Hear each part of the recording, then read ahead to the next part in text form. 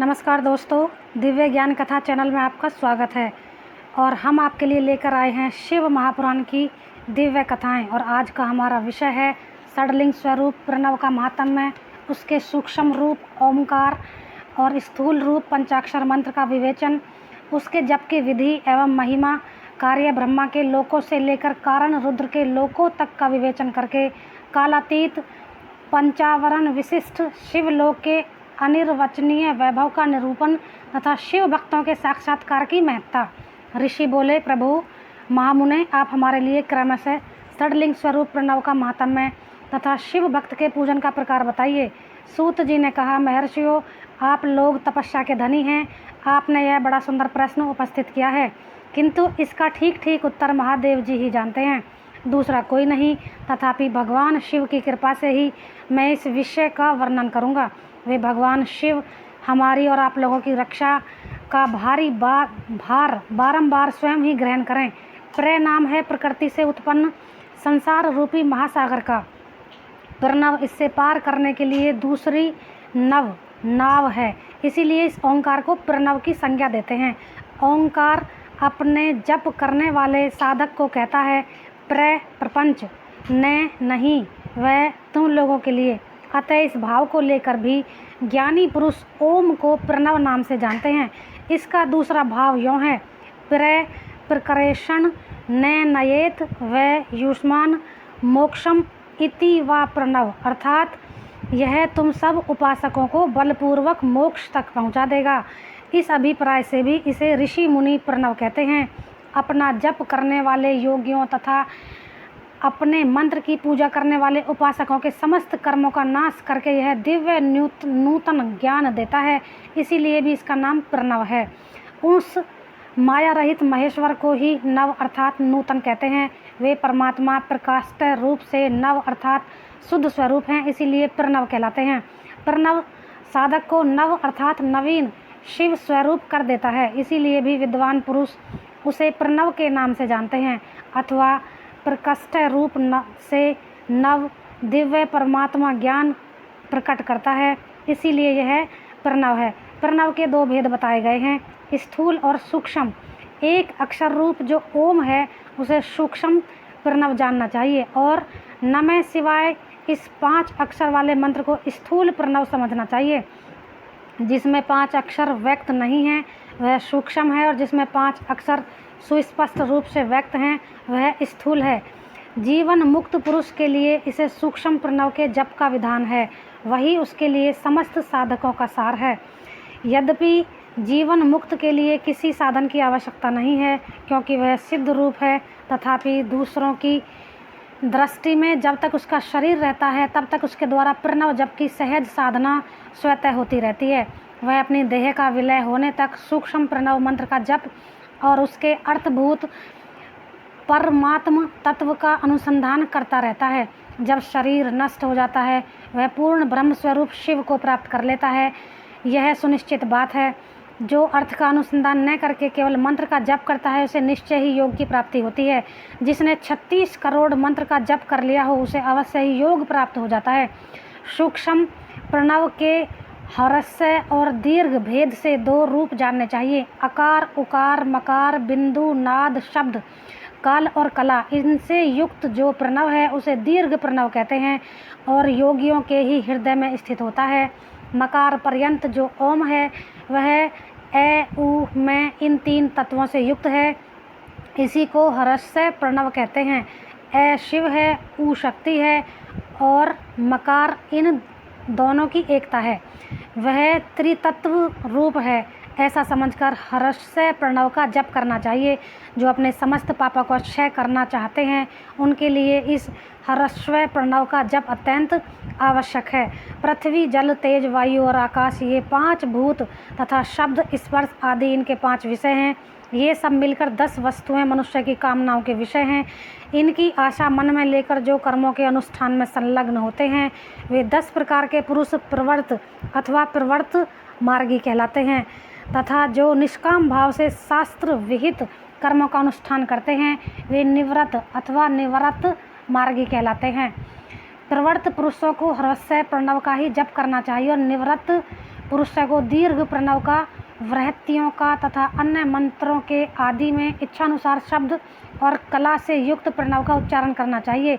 वेद के आदि में और दोनों संध्याओं की उपासना के समय भी ओंकार का उच्चारण करना चाहिए। प्रणव का 9 करोड़ जप करने से मनुष्य शुद्ध हो जाता है। फिर 9 करोड़ का जप करने से वह पृथ्वी तत्व पर विजय पा लेता है। तत्पश्चात पुनः 9 करोड़ का जप करके वह जल तत्व को जीत लेता है। पुनः 9 करोड़ जप से अग्नि तत्व पर विजय पा जाता है। तदनंतर फिर 9 करोड़ का जप करके वह वायु तत्व पर विजय हो जाता है। फिर 9 करोड़ का जप करने से आकाश को अपने अधिकार में कर लेता है। इसी प्रकार 9 करोड़ का जप करके वह क्रमशः गंध, रस, रूप, स्पर्श और शब्द पर विजय पा लेता है। इसके बाद फिर 9 करोड़ का जप करके अहंकार को भी जीत लेता है। इस तरह 108 करोड़ प्रणव का जप करके उत्कृष्ट बोध को प्राप्त हुआ पुरुष शुद्ध योग का लाभ करता है। शुद्ध योग से युक्त होने पर भी जीवन मुक्त हो जाता है, इसमें संशय नहीं है। सदा प्रणव का जप और प्रणव स्वरूपी शिव का ध्यान करते करते समाधि में स्थित हुआ महायोगी पुरुष साक्षात शिव ही है, इसमें संशय नहीं है। पहले अपने शरीर में प्रणव के ऋषि, छंद और देवता आदि का न्यास करके फिर जप आरंभ करना चाहिए। अकार आदि मात्र का वर्णों से युक्त प्रणव का अपने अंगों में न्यास करके मनुष्य ऋषि हो जाता है। मंत्रों के 10 विध संस्कार, मात्र कन्यास तथा षड्द्वय शोधन आदि के साथ संपूर्ण न्यास फल उसे प्राप्त हो जाते हैं। प्रवृत्ति तथा प्रवृत्ति निवृत्ति से मिश्रित भाव वाले पुरुषों के लिए स्थूल प्रणव का जप ही अभिष्ट साधन होता है। क्रिया, तप और जप के योग से शिव योगी 3 प्रकार के होते हैं, जो क्रमशः क्रिया योगी, तप योगी और जप योगी कहलाते हैं। जो धन आदि वैभव से पूजा सामग्री का संचय करके हाथ आदि अंगों से नमस्कार आदि क्रिया करते हुए इष्ट देव की पूजा में लगा रहता है, वह क्रिया योगी कहलाता है। पूजा में संलग्न रहकर जो परिमित भोजन करता है, बाह्य इंद्रियों को जीतकर वश में किए रहता है और मन को वश में करके परद्रोह आदि से दूर रहता है, वह तप योगी कहलाता है। इन सभी सद्गुणों से युक्त होकर जो सदा शुद्ध भाव से रहता है, समस्त काम आदि दोषों से रहित हो शांति चित्त से निरंतर जप करता रहता है, उसे महात्मा पुरुष जप योगी मानते हैं। जो मनुष्य 16 प्रकार के उपकारों से शिव योगी महात्माओं की पूजा करता है, वह शुद्ध होकर शालोक्य आदि के क्रम से उत्तरोत्तर उत्कृष्ट मुक्ति को प्राप्त कर लेता है। द्विजो, अब मैं जप योग का वर्णन करता हूँ, तुम सब लोग ध्यान देकर सुनो। तपस्या करने वाले के लिए जप का उपदेश किया गया है, क्योंकि वह जप करते करते अपने आप को सर्वथा शुद्ध निष्पाप कर लेता है। ब्राह्मणों, पहले नमः पद हो, उसके बाद चतुर्थी विभक्ति में शिव शब्द हो तो पंच तत्वमात्मक नमः शिवाय मंत्र होता है। इसे शिव पंचाक्षर कहते हैं। यह स्थूल प्रणव स्वरूप है। इस पंचाक्षर के जप से ही मनुष्य संपूर्ण सिद्धियों को प्राप्त कर लेता है। पंचाक्षर मंत्र के आदि में ओंकार लगाकर ही सदा उसका जप करना चाहिए। द्विजो, गुरु के मुख से पंचाक्षर मंत्र का उपदेश पाकर जहाँ सुखपूर्वक निवास किया जा सके, ऐसी उत्तम भूमि पर महीने के पूर्व पक्ष शुक्ल पक्ष में प्रतिपदा से आरंभ करके जो कृष्ण पक्ष की चतुर्दशी तक निरंतर जप करता रहे, माघ और भादों के महीने में अपना विशिष्ट महत्व रखते हैं। यह समय सब समयों से उत्तोत्तम माना गया है। साधकों को चाहिए कि वह प्रतिदिन एक बार परिमित भोजन करे, मौन रहे, इंद्रियों को वश में रखे, अपने स्वामी एवं माता पिता की नित्य सेवा करे। इस नियम से रहकर जप करने वाला पुरुष 1 सहस्त्र जप से ही शुद्ध हो जाता है, अन्यथा वह ऋणी होता है। भगवान शिव का निरंतर चिंतन करते हुए पंचाक्षर मंत्र का 5 लाख जप करे। जप काल में इस प्रकार ध्यान करे, कल्याण दाता भगवान शिव कमल के आसन पर विराजमान हैं। उनका मस्तक श्री गंगा जी तथा चंद्रमा की कला से सुशोभित है। उनकी बाईं ओर आदिशक्ति भगवती उमा बैठी हैं। वहाँ खड़े हुए बड़े बड़े गण भगवान शिव की शोभा बढ़ा रहे हैं। महादेव जी की अपने 4 हाथों में मृग मुद्रा, टंक तथा वर एवं अभय की मुद्राएं धारण किए हुए हैं। इस प्रकार सदा सब पर अनुग्रह करने वाले भगवान सदा शिव का बारंबार स्मरण करते हुए हृदय अथवा सूर्य मंडलों में अपने उनकी मासिक पूजा करके फिर पूर्वाभिमुख हो पूर्वोक्त पंचाक्षरी विद्या का जप करे। उन दिनों साधक सदा शुद्ध कर्म ही करे और दुष्कर्म से बचा रहे। जप की समाप्ति के दिन कृष्ण पक्ष की चतुर्दशी को प्रातःकाल नित्य कर्म करके शुद्ध एवं सुंदर स्थान में शौच संतोष आदि नियमों से युक्त हो, शुद्ध हृदय से पंचाक्षर मंत्र का 12 सहस्र अर्थात 12,000 जप करे। तत्पश्चात 5 सपत्नीक ब्राह्मणों को अर्थात 5 ब्राह्मणों को पत्नी सहित जो श्रेष्ठ एवं शिव भक्त हों वरण करे। इनके अतिरिक्त एक श्रेष्ठ आचार्य प्रवर का भी वरण करे और उसे सांब सदाशिव का स्वरूप समझे। ईशान, तत्पुरुष, अघोर, वामदेव तथा सद्धोजात इन पंचों के प्रतीक स्वरूप 5 ही श्रेष्ठ और शिव भक्त ब्राह्मणों का वरण करने के पश्चात पूजन सामग्री को एकत्र करके भगवान शिव का पूजन आरंभ करे।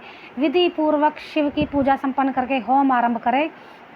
अपने ग्राह्य सूत्र के अनुसार सुखांत कर्म करके अर्थात परिसमूहन, उपलेपन, उल्लेखन, मृद, उद्धरण तथा अभ्युधन इन पंचभू संस्कारों के पश्चात वेदी पर स्वाभिमुख अग्नि को स्थापित करके कुश कंडिका के अंतर प्रज्वलित अग्नि में आज्य भागांत आहुति देकर प्रस्तुत होम का कार्य आरंभ करे।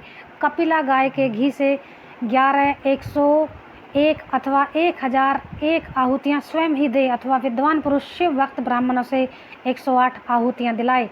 होम कर्म समाप्त होने पर गुरु को दक्षिणा के रूप में एक गाय और बैल देना चाहिए। ईशान आदि के प्रतीक स्वरूप जिन 5 ब्राह्मणों को वरण किया गया है उन ईशान आदि स्वरूप ही समझे और आचार्य को सांब सदाशिव का स्वरूप माने। इसी भावना के साथ उन सबके चरण धोए और उनके चरणोदक से अपने मस्तक को सींचे।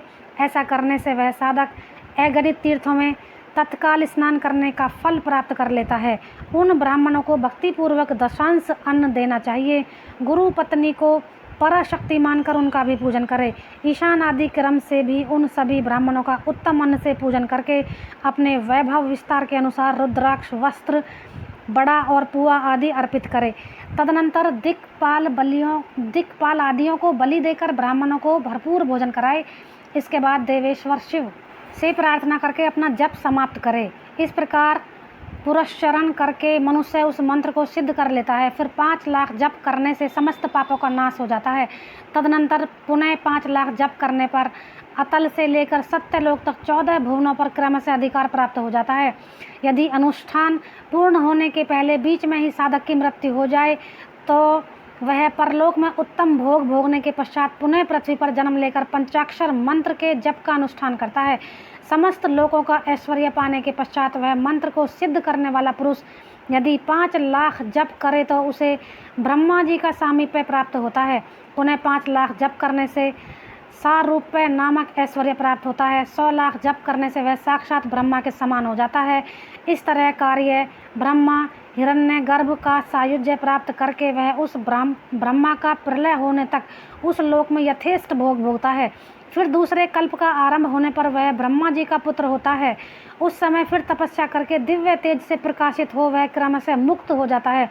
पृथ्वी आदि कार्य स्वरूप भूतों द्वारा पाताल से लेकर सत्यलोक पर्यंत ब्रह्मा जी के 14 लोक क्रम से निर्मित हुए हैं। सत्यलोक से ऊपर क्षमा लोक तक जो 14 भुवन हैं वे भगवान विष्णु के लोक हैं। क्षमा लोक से ऊपर सूची लोक पर्यंत 28 भुवन स्थित हैं। सूची लोक के अंतर्गत कैलाश में प्राणियों का संहार करने वाले रुद्रदेव विराजमान हैं। सूची लोक से ऊपर अहिंसा लोक पर्यंत 56 भुवनों की स्थिति है। अहिंसा लोक का आश्रय लेकर जो ज्ञान कैलाश नामक नगर शोभा पाता है उसमें कार्यभूत महेश्वर सबको अदृश्य करके रहते हैं। अहिंसा लोक के अंतर्गत काल चक्र की स्थिति है। यहाँ तक महेश्वर के विराट स्वरूप का वर्णन किया गया है। वहीं तक लोकों का तिरोधान अथवा लय होता है। उससे नीचे कर्मों का भोग है और उससे ऊपर ज्ञान का भोग है। उसके नीचे कर्म माया है और उसके ऊपर ज्ञान माया है। अब मैं कर्म माया और ज्ञान माया का तात्पर्य बताता हूँ। माँ का अर्थ है लक्ष्मी, उससे कर्म भोग यात प्राप्त होता है, इसलिए वह माया अथवा कर्म माया कहलाती है। इसी तरह माँ अर्थात लक्ष्मी से ज्ञान भोग यात अर्थात प्राप्त होता है, इसीलिए उसे माया या ज्ञान माया कहा गया है। उपर्युक्त सीमा से नीचे नश्वर भोग है और ऊपर नित्य भोग है।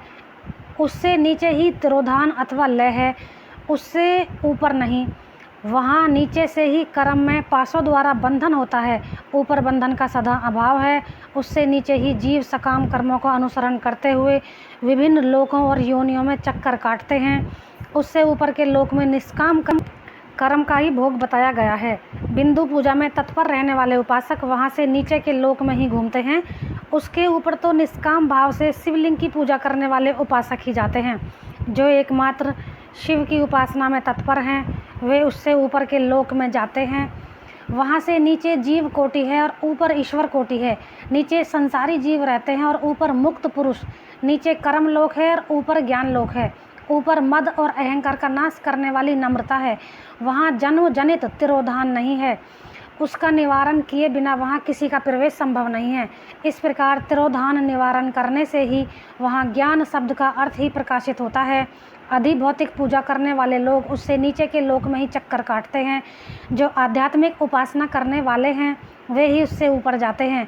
जो सत्य अहिंसा आदि धर्मों से युक्त हैं, भगवान शिव के पूजन में तत्पर रहते हैं, वे काल चक्र को पार कर जाते हैं।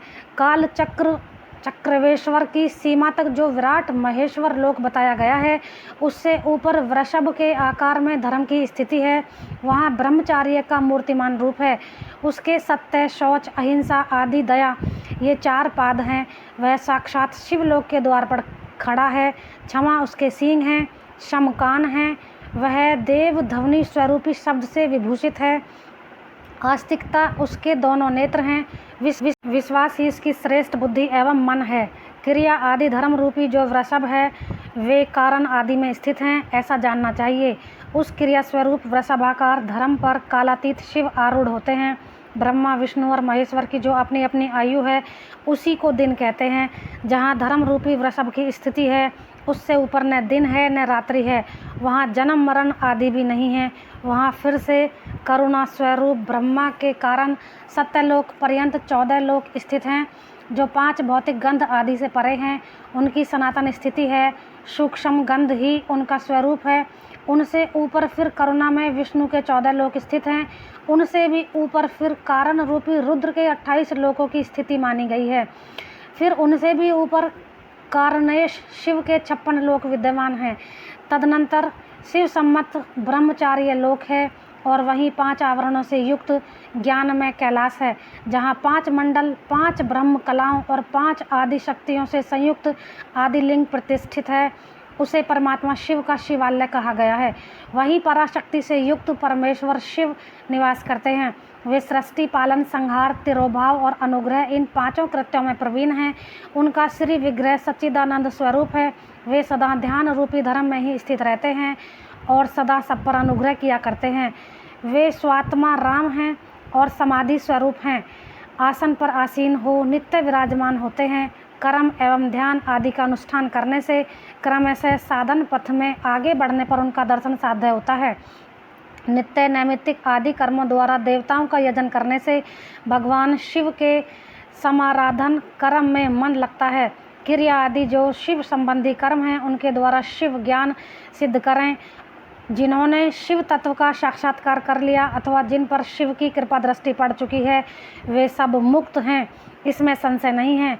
आत्म स्वरूप से जो स्थिति है वही मुक्ति है। एकमात्र अपने आत्मा में रमन या आनंद का अनुभव करना ही मुक्ति का स्वरूप है। जो मनुष्य क्रिया, तप, जप, ज्ञान और ध्यान रूपी धर्मों में भली भांति स्थित है वह शिव का साक्षात्कार करके स्वात्मा स्वरूप मोक्ष को भी प्राप्त कर लेता है। जैसे सूर्य देव अपनी किरणों से अशुद्धि को दूर कर देते हैं, उसी प्रकार कृपा करने में कुशल भगवान शिव अपने भक्त के अज्ञान को मिटा देते हैं। अज्ञान की निवृत्ति हो जाने पर शिव ज्ञान स्वतः प्रकट हो जाता है। शिव ज्ञान से अपना विशुद्ध स्वरूप आत्मा रात्म प्राप्त होता है और आत्मा रामत्व की सम्यक सिद्धि हो जाने पर मनुष्य कृत्य हो जाता है। इस तरह यहाँ जो कुछ भी बताया गया है वह पहले मुझे गुरु परंपरा से प्राप्त हुआ है। तत्पश्चात मैंने पुनः नंदीश्वर के मुख से इस विषय को सुना है।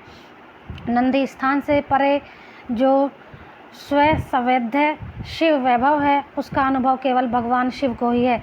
साक्षात शिवलोक के उस वैभवता का ज्ञान सबको शिव की कृपा से ही हो सकता है, अन्यथा नहीं, ऐसा आस्तिक मनुष्यों का कथन है। साधक को चाहिए कि वह 5 लाख जप करने के पश्चात भगवान शिव की प्रसन्नता के लिए महाअभिषेक एवं नैवेद्य निवेदन करके शिव भक्तों का पूजन करें। भक्त की पूजा से भगवान शिव बहुत प्रसन्न होते हैं। शिव और उनके भक्त में कोई भेद नहीं है, वह साक्षात शिव स्वरूप ही है। शिव स्वरूप मंत्र को धारण करके वह शिव ही हो गया या रहता है। शिव भक्त का शरीर शिव स्वरूप ही है, अतः उसकी सेवा में तत्पर रहना चाहिए। जो शिव के भक्त हैं वे लोक और वेद की सारी क्रियाओं को जानते हैं। जो क्रमशः जितना जितना शिव मंत्र का जप करता है उसके शरीर को उतना शिव का सामीप्य प्राप्त हो जाता है, इसमें संशय नहीं है। शिव भक्त का स्त्री रूप देवी पार्वती का ही रूप है। वह जितना मंत्र जपती है उसे उतना ही देवी का सानिध्य प्राप्त हो जाता है। साधक स्वयं शिव रूप होकर पराशक्ति का पूजन करे। शक्ति, वेर तथा लिंग का चित्र बनाकर अथवा मिट्टी आदि से इनकी आकृति का निर्माण करके प्राण प्रतिष्ठा पूर्वक निष्कपट भाव से इनका पूजन करे। शिवलिंग को शिव मानकर, अपने को शक्ति स्वरूप समझकर शक्ति लिंग की देवी मानकर और अपने को शिव रूप समझकर शिवलिंग को नाद रूप तथा शक्ति को बिंदु रूप मानकर परस्पर सटे हुए शक्तिलिंग और शिवलिंग के प्रति उप प्रधान और प्रधान की भावना रखते हुए जो शिव और शक्ति का पूजन करता है वह मूल रूप की भावना करने के कारण शिव रूप ही है। शिव भक्त शिव मंत्र रूप होने के कारण शिव के ही स्वरूप हैं। जो 16 उपचारों से उनकी पूजा करता है उसे अभिष्ट वस्तु की प्राप्ति होती है। जो शिवलिंगोपासक शिव भक्त की सेवा आदि करके उसे आनंद प्रदान करता है उस विद्वान पर भगवान शिव बड़े प्रसन्न होते हैं। 5, 10 या 100 सपत्नीक शिव भक्तों को बुलाकर भोजन आदि के द्वारा पत्नी सहित उनका सदैव समादर करे। धन में, देह में और मंत्र में शिव भावना रखते हुए उन्हें शिव और शक्ति का स्वरूप जानकर निष्कपट भाव से उनकी पूजा करे। ऐसा करने वाला पुरुष इस भूतल पर फिर जन्म नहीं लेता। इति श्री अध्याय 17। तो दोस्त आज की वीडियो में इतना ही। प्लीज़ हमारे चैनल को लाइक, शेयर, सब्सक्राइब ज़रूर कीजिए और बेल आइकन को प्रेस करना ना भूलें, जिससे आपको हमारी आने वाली वीडियो के नोटिफिकेशंस मिलते रहें। धन्यवाद।